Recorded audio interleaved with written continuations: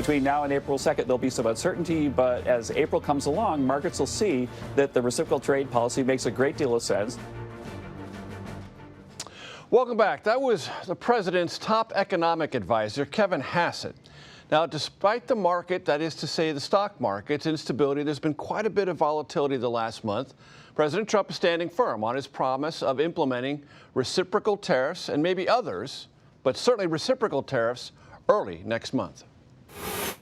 April 2nd is a liberating day for our country. We're going to be getting back some of the wealth that very, very foolish presidents gave away. I want to bring in Washington Post economic columnist Heather Long. Heather, it's great to have you with us. You recently wrote that President Trump wants to have the economy in chaos. Why would he want to do that? Well, it's kind of what he was saying in that clip you just played, and that is he truly believes that you can have a period of short-term pain for something that ends up better. He obviously calls it a golden age, says all these wonderful things are coming and we're all going to be richer than ever.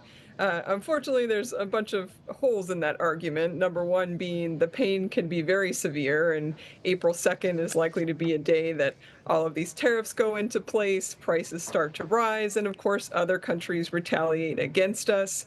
And I think the bigger question in a lot of Americans' minds is, what's the end game look like? He keeps talking about wanting to re-industrialize the United States of America.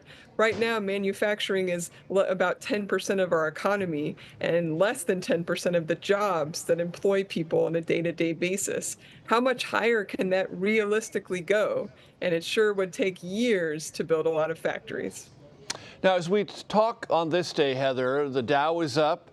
S&P is up, NASDAQ is up 2 days in a row. But as you know, and I just want to communicate to the audience, in the past month, the Dow is down 5.5%, the NASDAQ down 7.5%, the S&P 6.7%.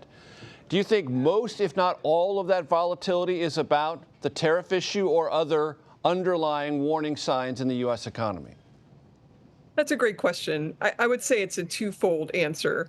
Tariffs certainly spooked a lot of people. You can see it in the polling, where Americans are very worried about prices rising. You can also see it among executives who say, look, if you just would raise the tariffs once, I wouldn't like it, but I could adjust to that. But this constant whiplash is really not what anyone was expecting. But I think the second reason that we've seen a pretty severe stock market sell-off, even into correction, is because there's a lot of nervousness that consumers and businesses are pulling back right now. Our economy depends on spending. And what are you seeing so far? You're seeing people cancel their vacations. You're seeing a huge spike in people worried that they're going to lose their job. And we're not just talking about federal government workers who are worried about Elon Musk and Doge coming in and taking their job. We just saw in the University of Michigan survey of consumers that the highest number of people are worried about unemployment rising in the next year since 2009. You and I remember that period. That was Great Recession. Those were very fearful times. So this fear is rising and people are beginning to cut back on their expenses.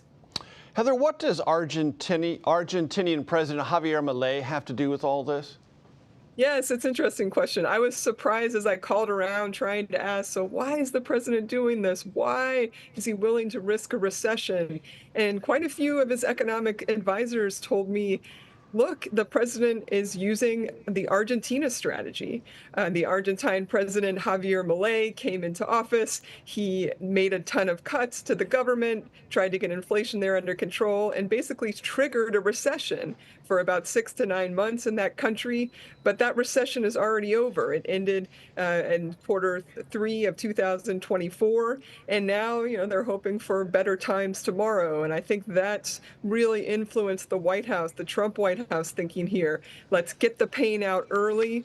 Let's do the tariffs now, and they know that the tax cut package is coming later this year, and their hope is that they can use that to really reset heading into 2026 and ultimately heading into the midterm elections. Heather, as you know, many Trump economic advisors say the tariffs will not only rebalance the industrialization of American jobs and workforce, it will provide revenue that can pay for tax cuts. But will those tariffs economically be more harmful to middle and lower class Americans than the tax cuts that might be extended or the new ones that might be introduced? Yeah, this is the key question that I honestly think people need to think through. And I'm a numbers person. I've run the numbers. I've talked to the Tax Foundation. They've been running this analysis as well. That's a center-right group. And we're coming up with the same thing, which is the bottom 50% of Americans will almost certainly be worse off financially under this plan if it goes forward to the full extent. The reason is if all of these tariffs the president is talking about go into effect April 2nd, or let's say by April 22nd, and he likes to phase things in, it's going to cost over $1,000 per American household. And the reality is the tax cut for the bottom half will not be that large in most cases. Heather Long, Washington Post opinion columnist. Thank you very much. I appreciate it. Thank you.